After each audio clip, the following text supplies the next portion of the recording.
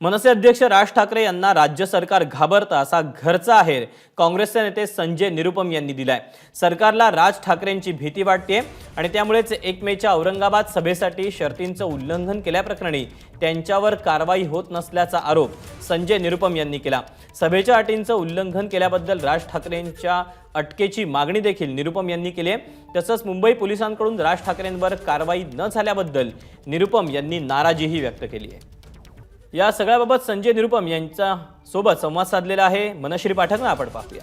मनसे अध्यक्ष राज ठाकरे यांची बदललेली भूमिका, त्यानंतर औरंगाबाद इथे झालेली सभा आणि सध्या सुरू असणारं भोंग्यांवरचं राजकारण, या सगळ्यावर बातचीत करण्यासाठी आपल्या सोबत काँग्रेसचे नेते आहेत संजय निरुपम। संजयजी, खरं तर राज ठाकरे आणि संजय निरुपम या दोन व्यक्ती महाराष्ट्राच्या राजकारणामध्ये अनेकदा बातम्यांमध्ये राहिलेल्या आहेत, ते देखील एकमेकांच्या समोर उभ्या ठाकलेल्या आहेत। राज ठाकरे यांची उत्तर भारतीयांविषयी असणारी भूमिका आणि त्याच्यावर तुमची असणारी मतं ही सर्वज्ञात आहेत।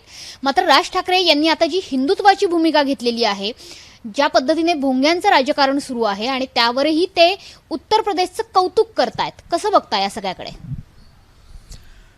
राज ठाकरे कधी कुठल्या भूमिका घेणार, मला असं वाटतं की राज ठाकरेंना पण माहित नाही। 2019 में जब लोकसभा चुनाव चल रहे थे, तब वो कांग्रेस के लोकसभा के उम्मीदवारों के लिए मीटिंग लेते थे। मुझसे बोला गया कि भाई आपके लिए मीटिंग नहीं लेंगे। मैंने कहा मुझे नहीं चाहिए राज ठाकरे की मीटिंग, बाकी सबके लिए गए और लाओ रे वीडियो, और भारतीय जनता पार्टी के खिलाफ जोरदार कैंपेन चला।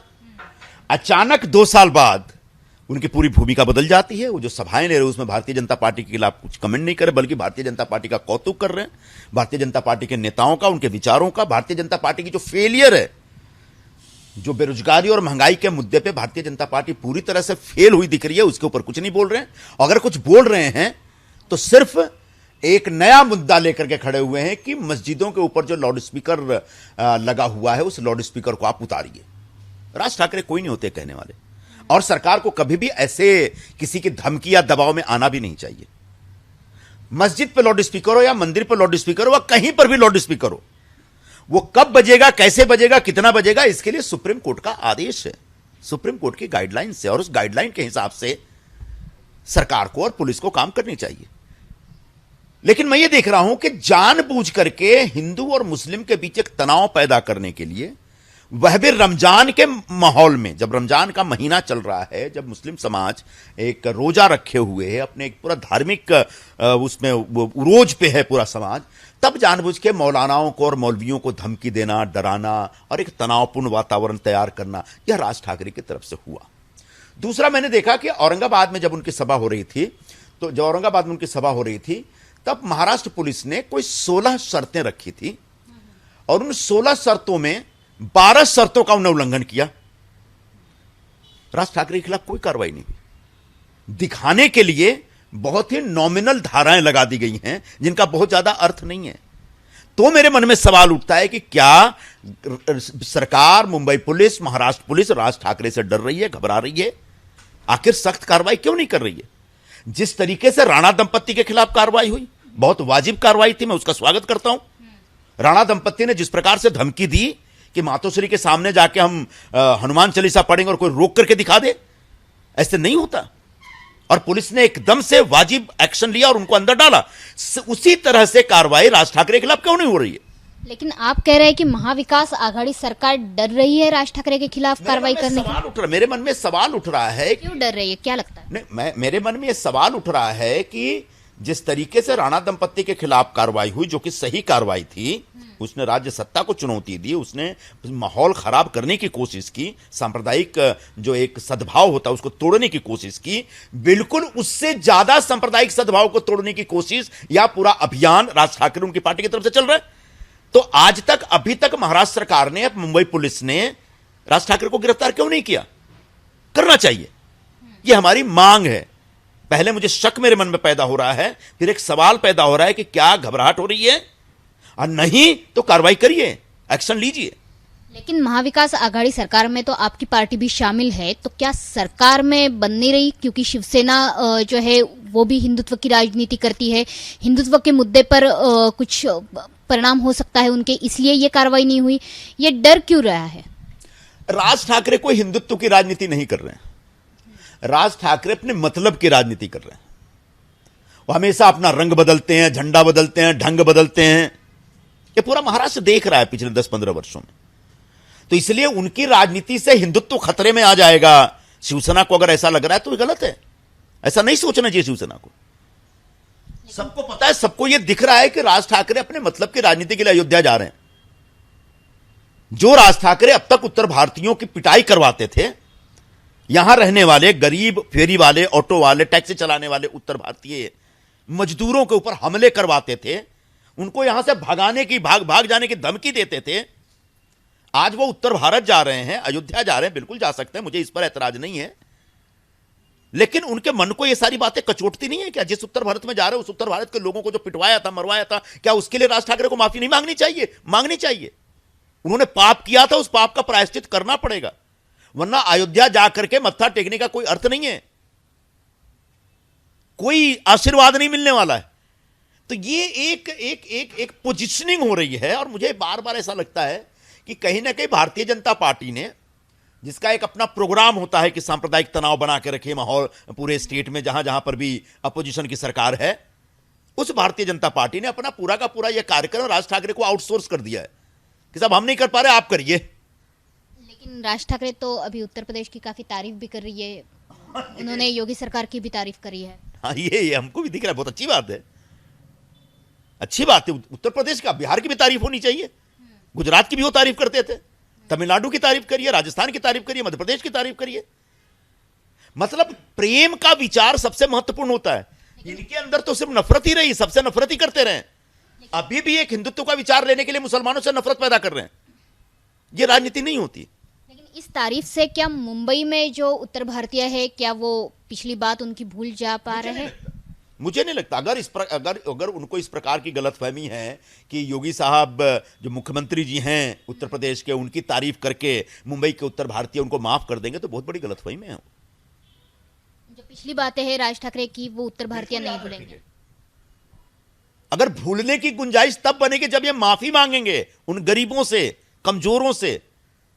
आपकी मांग क्या है कि अगर हिंदुत्व का मुद्दा उन्हें रखना है तो जो मराठी का मुद्दा है उस पर राज ठाकरे ने माफी मांगनी चाहिए? नहीं, मैं ये नहीं कर रहा ऐसा नहीं। आप कह रहे हैं कि माफी मांगनी चाहिए, किस चीज की माफी मांगे? मराठी का मुद्दा और उत्तर भारतीय समाज के प्रति प्रेम, ये दोनों एक दूसरे से टकराते नहीं है।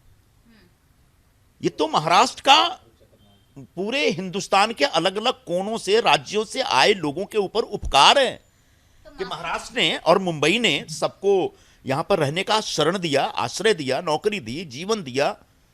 और बाहर से जो आए हुए लोग हैं वो भी अपने स्टेट से ज्यादा अब महाराष्ट्र से प्रेम करते हैं, महाराष्ट्र के डेवलपमेंट में अपना योगदान देते हैं।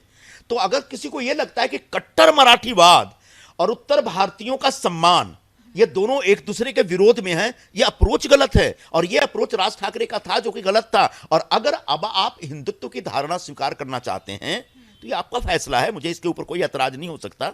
लेकिन उससे पहले मुंबई के उत्तर भारतीयों से आपको माफी मांगनी ही पड़ेगी। किस चीज पे? जो आपने उनको प्रताड़ित किया, जो उन्होंने आपको मानसिक यातना दी, आपने उनको पीटा, मारा, क्या ये कम नहीं है? माफी मांगने का कारण नहीं बन सकता ये? आदित्य ठाकरे ये भी अपना एक दौरा प्लान कर रहे हैं अयोध्या जाने के लिए। हर कोई जो राजनीतिक दल है, चाहे वो कांग्रेस हो, भाजपा तो है ही, लेकिन शिवसेना भी अभी जाना चाहती है अयोध्या। हालांकि राष्ट्रवादी की तरफ से भी कुछ युवा नेता है, वो भी अयोध्या पहुंच चुके हैं। अच्छी बात है। इसमें सब लोग अगर अयोध्या जाकर के रामलला का आशीर्वाद लेकर के अपने राजनीतिक करियर को सुधारना चाहते हैं तो इसमें कोई ऐतराज नहीं होना चाहिए। भगवान राम सबके ऊपर कृपा करें। राज ठाकरे का भी अयोध्या दौरा है, किस प्रकार से देखते हैं इस दौरे? तो मैंने कहा, आपको पहले ही बताया कि राज ठाकरे का जो अयोध्या दौरा है सिर्फ एक पोजिशनिंग के लिए है। सिर्फ उनकी पार्टी खत्म हो चुकी है, उनकी राजनीति खत्म हो चुकी है, उनकी पॉलिटिकल क्रेडिबिलिटी जीरो हो चुकी है। ऐसे में वो एक नई पारी खेलने के लिए, हिंदुत्व की लाइन पकड़ने के लिए, उनको लगता है अयोध्या जाने से पूरे देश का हिंदू समाज उनको स्वीकार कर लेगा। मुझे लगता है ऐसा नहीं होने वाला। तो क्या कांग्रेस कम पड़ रही है महाविकास आघाड़ी सरकार में कि राज ठाकरे के ऊपर कार्रवाई हो या उनके खिलाफ कुछ सख्त कदम उठाए जाए, ये उठा नहीं पा रही है महाविकास आघाड़ी। तो महाविकास आघाड़ी सरकार पर दबाव बनाने के लिए क्या कांग्रेस कम पड़ रही है, क्योंकि कांग्रेस तो एक हिस्सा है महाविकास आघाड़ी सरकार का।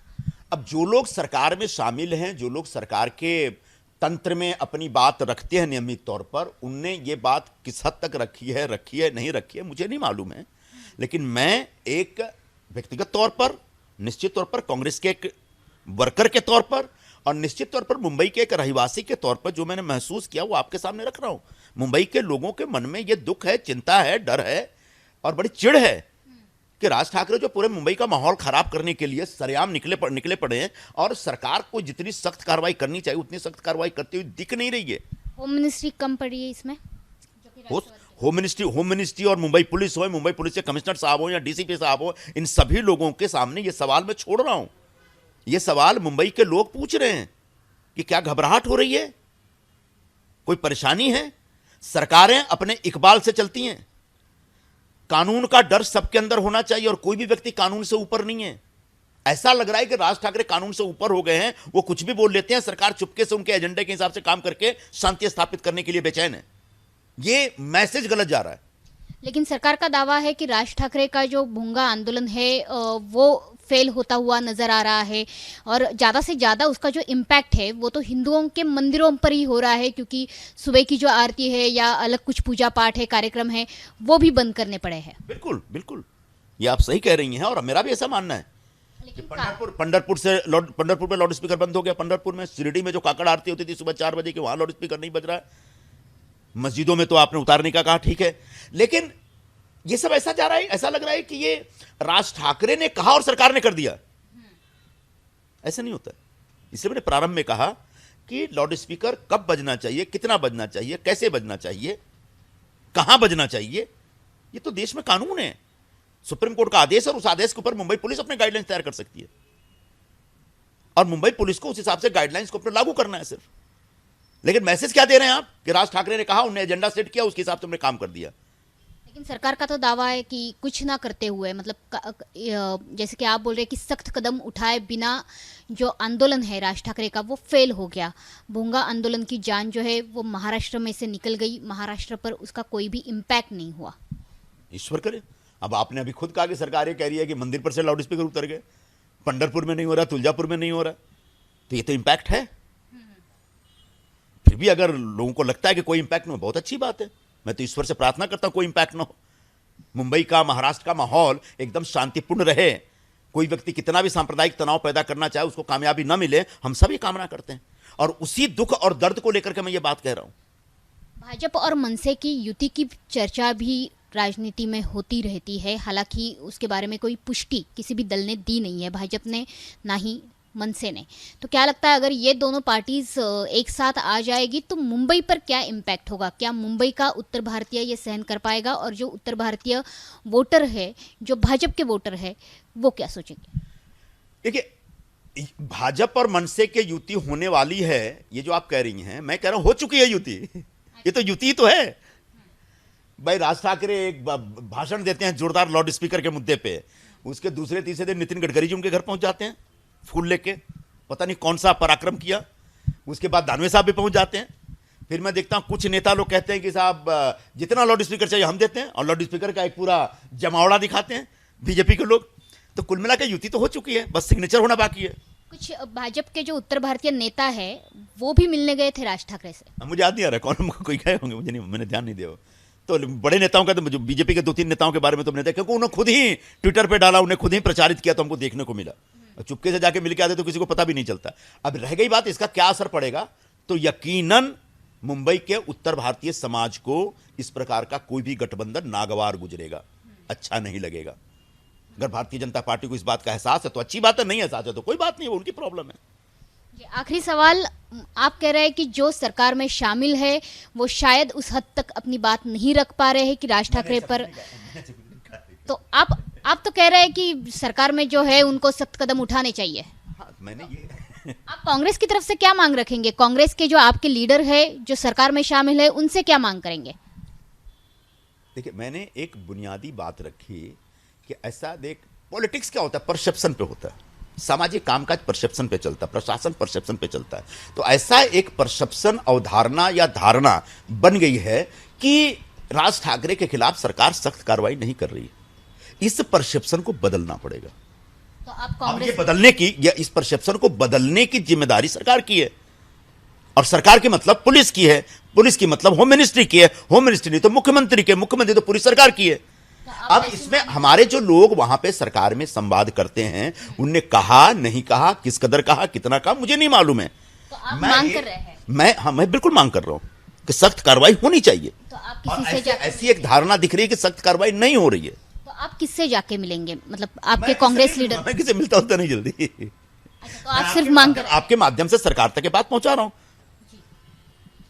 नक्कीच याच्यामुळे संजय निरुपम असं म्हणतायत की राज ठाकरे यांना महाविकास आघाडी सरकार घाबरतंय असं दिसतंय आणि म्हणूनच राज ठाकरेंच्या विरोधात कोणतीही ठोस पावलं उचलली गेली नाहीत. त्यांच्या औरंगाबाद सभेनंतर ती ठोस पावलं उचलली जावीत अशी मागणी आता काँग्रेसचे नेते संजय निरुपम करतायत.